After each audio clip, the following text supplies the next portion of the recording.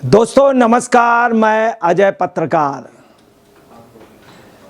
महाराष्ट्र में खेला हो गया और खास तौर से बीएमसी चुनाव पे बीजेपी पूर्ण बहुमत पे आएगी, 2/3 बहुमत पे। राज ठाकरे ने ऐलान किया है कि फडणवीस सरकार को हर तरह का हम समर्थन देंगे बगैर किसी शर्त के। वहीं फडणवीस जी ने भी उनको एडजस्ट करने के लिए कहा है। अब इनसे जो आगे की स्थिति है वो साफ है कि बीजेपी ने बीएमसी पे अपने को बहुत मजबूत कर लिया है। राज ठाकरे ने सोशल मीडिया प्लेटफॉर्म एक्स पर पोस्ट में लिखा है, मेरे मित्र और महाराष्ट्र में भारतीय जनता पार्टी के नेता देवेंद्र फडणवीस को तीसरी बार मुख्यमंत्री पद की शपथ लेने पर बधाई। आपको बतलाते हैं, राज ठाकरे देवेंद्र फडणवीस जी का बहुत सम्मान करते हैं और बहुत ही मानते हैं उनको। लोकसभा में जिस समय चुनाव हुए तो भाजपा के लिए उन्होंने अपने कैंडिडेट नहीं लड़ाए थे, बगैर शर्त समर्थन दिया था। राज ठाकरे ने यह भी कहा कि वास्तव में उन्हें यह अवसर 2019 में मिलना चाहिए था। उन्होंने ये भी कहा कि 2019 में ही फडणवीस जैसे योग्य व्यक्ति को चीफ मिनिस्टर बना देना चाहिए। राज ठाकरे ने यह भी कहा, लेकिन तब और बाद में 2022 में जो हुआ उससे वह अवसर चूक गए। लेकिन इस बार मुझे आशा है कि महाराष्ट्र की जनता ने देवेंद्र फडणवीस के नेतृत्व को जो अविश्वसनीय बहुमत दिया है उसका उपयोग आप इस राज्य के लिए, यहाँ की मराठी लोगों, मराठी भाषा और संस्कृत के लिए करेंगे। मतलब उन्होंने ये भी कहा कि फडणवीस जी से बहुत उम्मीद है, मराठी भाषा, मराठी संस्कृत और महाराष्ट्र और राष्ट्र की सुरक्षा होगी। ये बात राज ठाकरे ने कही, जो बाल ठाकरे के बिल्कुल रूप जिन्हें माना जाता है। बाल ठाकरे की अगर किसी को भी रूप माना जाता तो राज ठाकरे को माना जाता, उद्धव को नहीं। अब देखिए, जो बात राज ठाकरे ने कही है बहुत दूर की बात कही है, बहुत दूर की कौड़ी कही और ये बात बहुत दूर तलक जाएगी। तुरंत ही जवाब भी दिया और फडणवीस ने राज ठाकरे के बारे में बताया, और जिससे साफ है कि वो दिन दूर नहीं है जब राज ठाकरे को एडजस्ट करेंगे निश्चित तौर पर किसी अच्छे मुकाम पर। राज ठाकरे, फडणवीस ने कहा, राज ठाकरे की महाराष्ट्र नवनिर्माण सेना के उम्मीदवारों को भारतीय जनता पार्टी के खिलाफ लड़ने के बावजूद विधानसभा चुनाव में अच्छी संख्या में वोट मिले हैं। हमारे विचार काफ़ी हद तक समान हैं। हम निश्चित रूप से उन्हें सरकार पे बनाए रखने के इच्छुक हैं। जहां भी संभव होगा हम उन्हें नगर निगम चुनाव में साथ ले जाएंगे। उन्होंने कहा कि लोकसभा चुनाव में राज ठाकरे ने हमारा खुलकर समर्थन किया है, हमें उससे लाभ हुआ है। अब आपको बता दें, जिस तरह की दोनों की दोस्ती आज से नहीं बहुत पहले से है, वो कोई ना कोई अच्छा गुल खिलाएगी। जिस तरह से लोकसभा में उन्होंने बगैर शर्त समर्थन दिया था, तो बीएमसी में भी संभावना है राज ठाकरे बीजेपी को पूर्ण समर्थन अपना बगैर किसी शर्त के दे सकते हैं। अब यहाँ पे एक बात और आ रही है कि राज ठाकरे के सामने भी समस्या है। राज ठाकरे के सामने समस्या है कि उनकी कोई भी सीट जीते नहीं है तो उनकी मान्यता चली जाएगी। जो रेलवे इंजन जो चुनाव चिन्ह है वो जब्त हो जाएगा। दोनों को राज ठाकरे को बचाना भी मजबूरी। अगर कोई बचा सकता है तो सिर्फ कौन बचा सकते हैं? नरेंद्र मोदी, अमित शाह और फडणवीस बचा सकते हैं।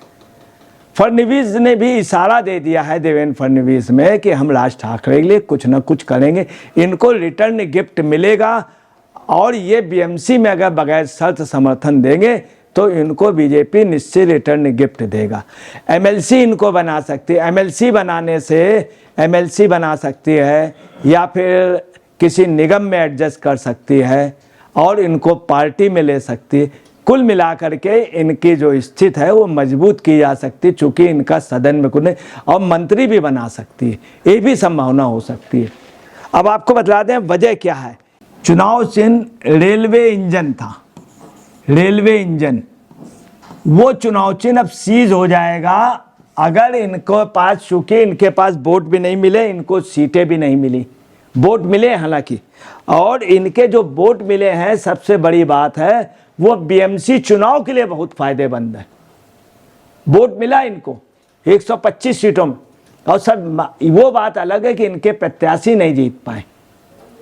अब आपको बता दें इनका चुनाव चिन्ह रेलवे इंजन और मान्यता ये दोनों खतरे में है।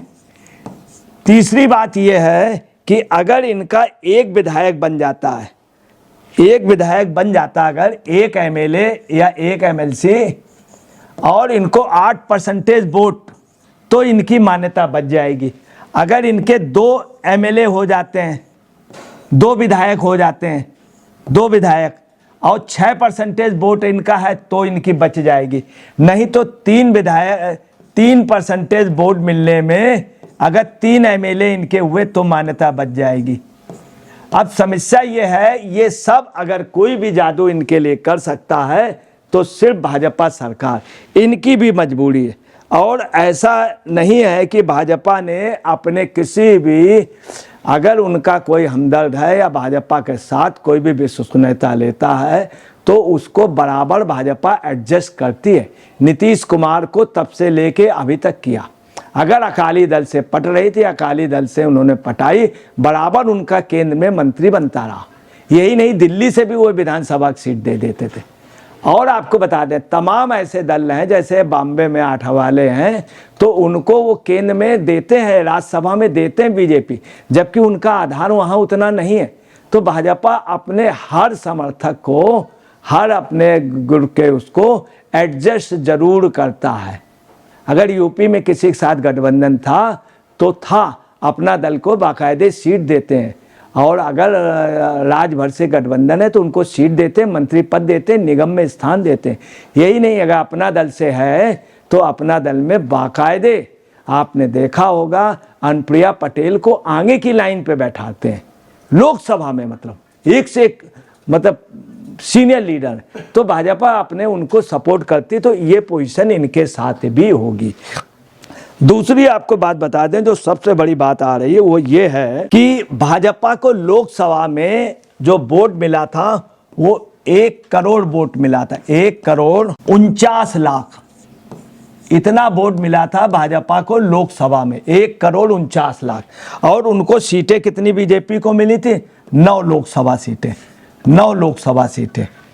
वहीं पे आपको बता दें एनसीपी को, जो पूरी एनसीपी उस समय जो थी शरद पवार वाली, उसको जो था वोट मिला था 58 लाख। एनसीपी शरद पवार की उनको वोट मिला था 58 लाख। 58 लाख में वो उनके 8 एमपी जीते थे, 8 एमपी।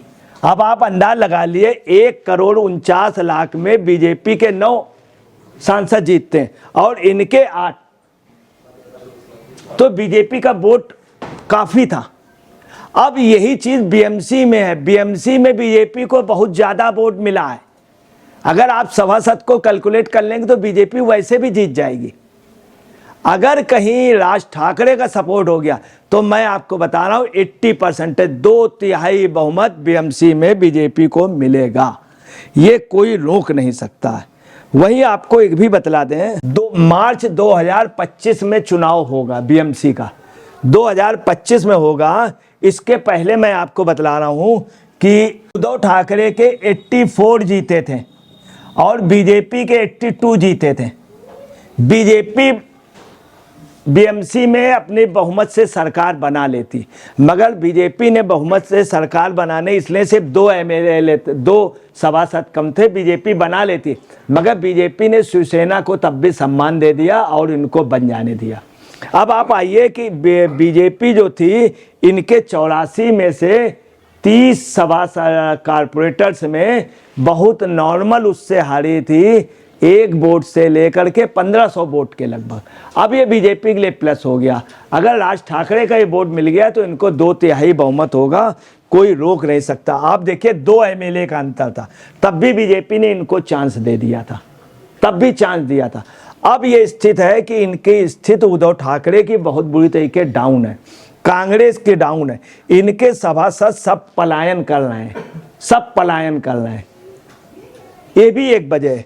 दूसरी वजह आपको ये भी बतला दें कि अभी घाटकोपर में क्या किया उद्धव ठाकरे ने अपनी निराशा मिटाने के लिए कुछ एमएलए को हाल ही में कार्यक्रम के दौरान उद्धव ठाकरे ने मनसे प्रमुख राज ठाकरे पर सीधे नाम लिए बिना ही कटाक्ष किया। घाटकोपर में मनसे की शिवसेना में शामिल हुए कार्यकर्ताओं संबोधित करते हुए उद्धव से उस पार्टी की दिशाहीनता की आलोचना की जिसमें नए सदस्य आए हैं।